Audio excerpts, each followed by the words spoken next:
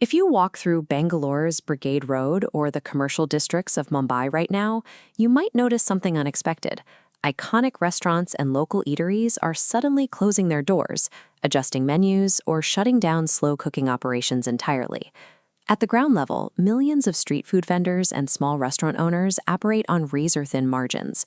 For them, daily survival depends on a constant, reliable flow of liquid petroleum gas, or LPG. When the gas stops, the business dies the same day. India manages over 300 million active LPG connections. Driven by rapid urbanization and expansive government welfare programs, this has become one of the largest consumer markets for cooking gas on Earth. This market is split into two distinct streams.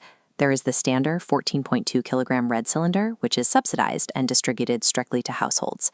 Then there is the larger 19 kilogram cylinder, priced for commercial kitchens and hotels. Recently, the supply chain appeared to be functioning normally. Tankers were docking at Indian ports, and domestic refineries were churning out fuel at standard rates.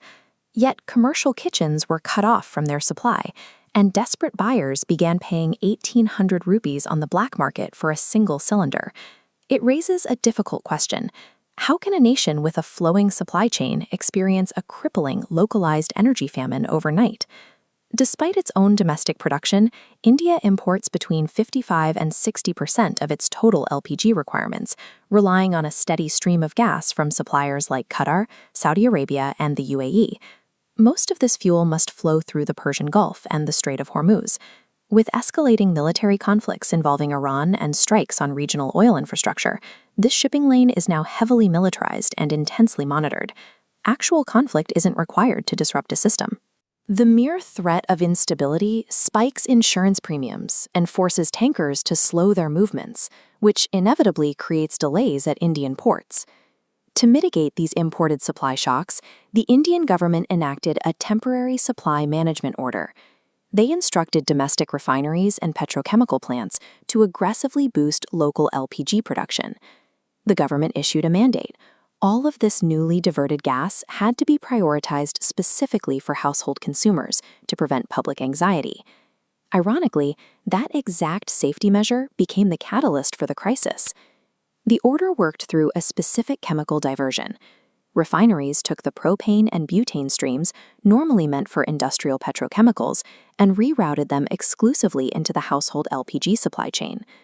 As this memo traveled down the distribution chain, the wording was misinterpreted. Local distributors read the instruction to prioritize households and mistakenly concluded that the larger 19 kilogram commercial cylinders were now officially banned. Deliveries to restaurants halted. Hotel associations and food vendors, told they could no longer buy fuel through legal channels, began firing staff and shutting their doors. The moment news of restaurant shortages leaked, the public assumed their homes were next. People with ample fuel still in their tanks began panic ordering replacement cylinders, overwhelming the booking systems. To slow the hoarding, the government extended the mandatory booking wait time from 21 to 25 days, physically blocking citizens from ordering gas they didn't yet need. The physical gas was in the system, but the velocity of the panic outpaced the delivery trucks. The perception of a shortage manufactured a real one. Within days, the government issued formal clarifications that commercial LPG was never under any ban.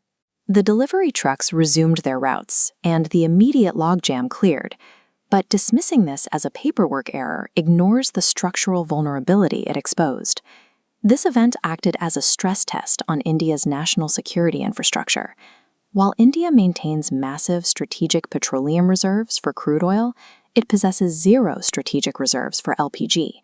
The country has no emergency stockpile for the gas that cooks food for 300 million homes. Reducing this vulnerability requires shifting urban centers toward piped natural gas, or PNG. This physically hardwires kitchens into municipal grids, removing the reliance on individual cylinder deliveries. The second fix involves moving away from gas entirely. By promoting electric induction stoves, the energy burden for cooking shifts from imported fossil fuels onto the domestic power grid. Modern energy security relies on a chain of foreign imports, shipping insurance, and local logistics that can break without a single pipe being cut. In this environment, an information panic is just as destructive as an empty pipeline.